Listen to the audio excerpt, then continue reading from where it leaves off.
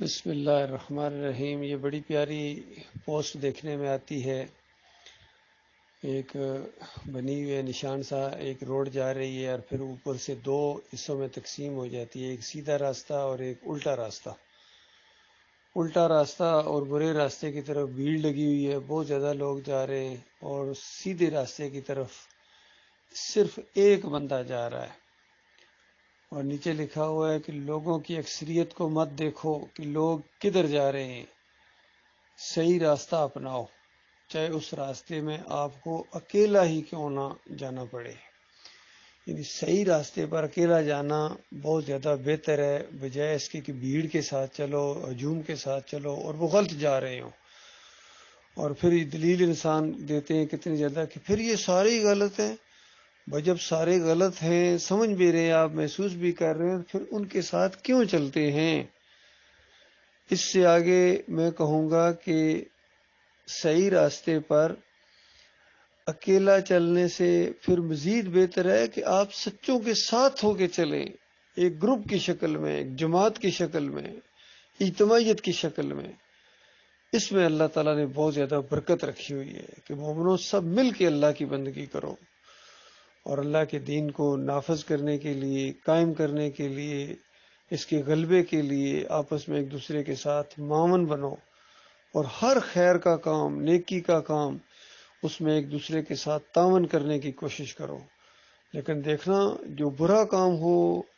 اپنے مالک اور خالق کو ناراض کرنے والا کام ہو، اس کی نافرمانی کا کام ہو، تو پھر ہرگز تعاون نہ کرنا ان کے ساتھ، چاہے کوئی ہو۔ حتیٰ کہ یہاں تک کہا گیا کہ اگر تمہارے ماں باپ، جن کے بارے میں مالک فرماتا ہے میں نے خود حکم دیا ہے کہ ان کی خدمت کرو، ان کا خیال رکھو، لیکن اگر یہ والدین بھی تمہیں اللہ کی نافرمانی کی کوئی بات کریں تو اس کے بعد ہرگز ان کی بات نہیں ماننا ہے۔ اسی طرح اللہ اور اللہ کے رسول کی اطاعت کرنی ہے، خوش دلی کے ساتھ، اختلاف سوال پیدا نہیں ہوتا ہے۔ اور تمہارے اندر سے جو تمہارے امیر بنائے جائیں، تمہارے ناظم بنائے جائیں، تمہارے ذمہ دار بنائے جائیں، تمہارے نظم کی طرف سے، تمہاری جماعت کی طرف سے، تو ان کی بھی اطاعت کرنی ہے، کیونکہ ان کی اطاعت آپ نہیں کریں گے پھر سسٹم نہیں چلے گا۔ آپ دیکھیں دنیاوی لحاظ سے کسی فیکٹری میں، کسی کارخانے میں، کسی ادارے میں اگر اس کے ہیڈ کی یا جو بھی ذمہ دار قسم کے لوگ ہوتے ہیں ان کی بات ہی نہ مانی جائے تو سسٹم تو نہیں چل سکتا۔ اسی طرح فوجی ادارہ ہو، پولیس کا ادارہ ہو، رینجرز ہوں، اگر افسر کی بات ہی نہ مانی جائے تو بالکل وہ سسٹم نہیں چل سکتا ہے۔ اسلام کا سسٹم یہ ہے کہ اپنے بڑوں کی اطاعت کرنی ہے، اپنے مالک اور خالق کا حکم سمجھتے ہوئے۔ تمہارے مالک اور خالق کا حکم ہے کہ ان کی اطاعت کرو اور بڑی خوش دلی کے ساتھ کرو، لیکن ساتھ ہی زور دیا کہ دیکھنا کوئی ایسی بات اگر وہ کہیں، تمہارا آپس میں کوئی جھگڑا ہو جائے، اختلاف ہو جائے، اور تم یہ محسوس کرو کہ یہ حکم ہی غلط دیا جا رہا ہے، اس حکم کے اندر اللہ کی کوئی نافرمانی ہو رہی ہے، ہمارے مالک اور خالق کی نافرمانی ہو رہی ہے، اور اس میں نقصان ہو رہا ہے، انسانیت کا نقصان ہے، ملک کا نقصان ہے، قوم کا نقصان ہے، اس طرح کی چیز محسوس ہو رہی ہے، اختلاف پیدا ہو گیا ہے، تو یہ نہیں کہ آنکھیں بند کر کے ان کے پیچھے چلتے رہو، اپنے امیر کے، اپنے ناظم کے، اور اپنے بادشاہ کے، یا اپنے جو بھی تمہارا افسر ہے، آنکھیں بند کر کے ان کے پیچھے چلتے رہو۔ ایسا ہرگز نہ کرنا۔ خالق کی نافرمانی یہ جائز نہیں ہے، اور پھر کسی مخلوق کی، کسی انسان کی اطاعت کی جائے اللہ کی نافرمانی کرتے ہوئے، ہرگز جائز نہیں ہے، بہت بڑی بات ہے، پھر بہت بڑا گناہ ہے، سمجھ لیجئے بہت بڑا نقصان ہے۔ تو لہذا ایسی بات جہاں اختلاف پیدا ہو جائے، فرمایا فردوا الی اللہ ورسول، اللہ اور اللہ کے رسول کی طرف اس بات کو پھیرو، یعنی اللہ کے احکامات میں دیکھو کہ اللہ نے اس بارے میں کیا حکم دیا ہے، اس کی طرف دونوں آ جاؤ، دونوں اللہ کے بندے بنو۔ یہ نہیں کہ امیر اپنی طاقت کا مظاہرہ کرنا شروع کر دے کہ میں بڑا ہوں، میری بات مانو گے ورنہ میں تمہارے اوپر پابندیاں لگا دوں گا اور تمہارے ساتھ یعنی سختی کروں گا، بول چال بند کروا دوں گا، دوسرے مومنوں کو تمہارے خلاف کرا دوں گا، سازی قرار دے کے تمہیں سزائیں دوں گا۔ مالک فرماتا ہے کہ بالکل یہ معاملہ نہیں، بلکہ اللہ اور اللہ کے رسول کی طرف پھیرو۔ یہ بہترین حال ہے، قیامت تک کے یہ حکم ہے۔ اور پھر اگر اللہ کی بات یعنی قرآن میں وہ چیز نہیں ملتی ہے، پھر نبی علیہ السلام کی حدیث کے اندر دیکھو کہ ایسے موقع کے اوپر نبی علیہ السلام نے کیا فرمایا تھا، یہ مسئلے کا حل ہے۔ اور پھر نبی علیہ السلام نے جو تعلیمات دی، صحابہ کرام نے ایسے موقع کے اوپر کیا طرز عمل اختیار کیا، تابعین تبع تابعین، وہاں سے حل نکالنے کی کوشش کرو، اور وہاں سے حل مل جاتا ہے، بات ہی ختم ہو گئی۔ پھر دونوں خوش دلی کے ساتھ، تمہارا امیر بھی اور تم بھی، اللہ کی فرما برداری کی طرف آ جاؤ۔ اور اگر سب چیزوں میں کوئی چیز بھی نہیں ملی ہے، ظاہری بات ہے ان چیزوں کی روشنی میں اللہ کی کتاب اور نبی علیہ السلام کی سنت کی رہنمائی میں اجتہاد کرو گے، سارے غور و فکر کرنے کے بعد کہ کہیں اللہ کی نافرمانی نہ ہو جائے۔ یہ معاملہ ہے اللہ کے بندو۔ آج پوری دنیا میں جو ہر طرف فساد ہے، ہر طرف نفرتیں ہیں، جنگیں ہیں،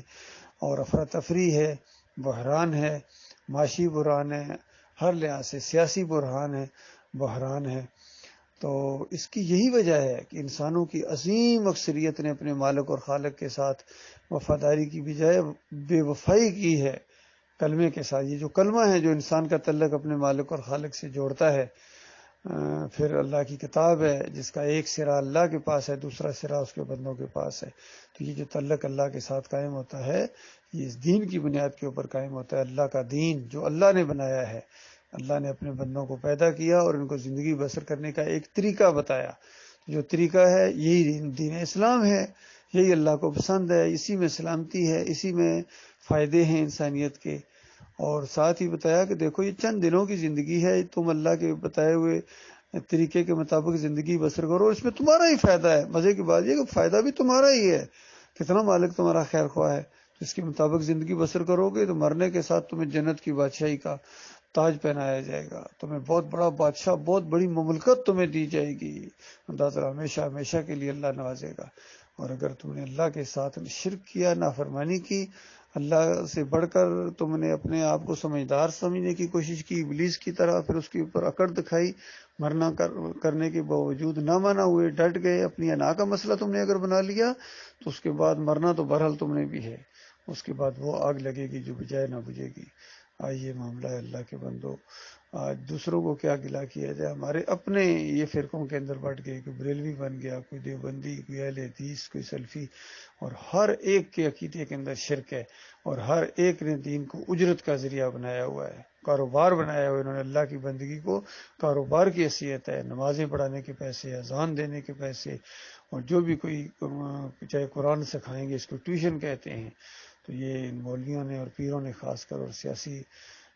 رہنماؤں نے دین کا حلیہ بگاڑ دیا ہے، لیکن ان کو ہوش نہیں ہے، چند دنوں کی بات ہے، اس کے بعد ان کی وہ درگت بننے والی ہے، وہ درگت بننے والی ہے، ان پیروں کی اور مریدوں کی، ان قائدین کی اور ان کے پیچھے چلنے والوں کی، اور ان بڑے بڑے لیڈروں کی اور ان کے ورکر اور بڑے بڑے افسروں اور جرنیلوں کی، اور ان کے نیچے جو جوان ہیں آنکھیں بند کر کے ان کی اطاعت کرتے ہیں۔ تو اللہ کے بندو کسی لیول پر بھی کسی کی اطاعت نہیں کرنی، بادشاہ کی بھی نہیں کرنی ہے، ظالم سے ظالم بادشاہ ہو، جو بھی اپنی چلاتا ہے اس کی بات اس کے منہ پر تے مارو، خیر خواہی کے ساتھ سمجھاؤ اس کو کہ بادشاہ سلامت آپ کو یہ زیب نہیں دیتا ہے کہ آپ اس طرح کی نافرمانی کریں اور مجھے بھی نافرمانی کرائیں، حقیقی مالک کی اس کے بندے بن جاؤ، اس کے غلام بن جاؤ، اسی میں تمہاری بھی خیر ہے، اسی میں سب کی خیر ہے۔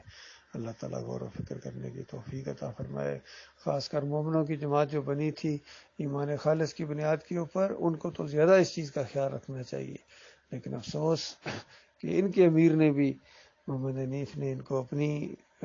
بندگی کی طرف لگا دیا، اپنی بات اللہ کے مقابلے میں اپنی بات منوائی ہے، اور پھر اس کے بعد جتنے یہ باغی گروپ بنے ہیں ان اللہ کے مقابلے میں اپنی باتیں منوا رہے ہیں اپنے مریدوں سے۔ اللہ تعالیٰ ان کو غور و فکر کرنے کی توفیق عطا فرمائے۔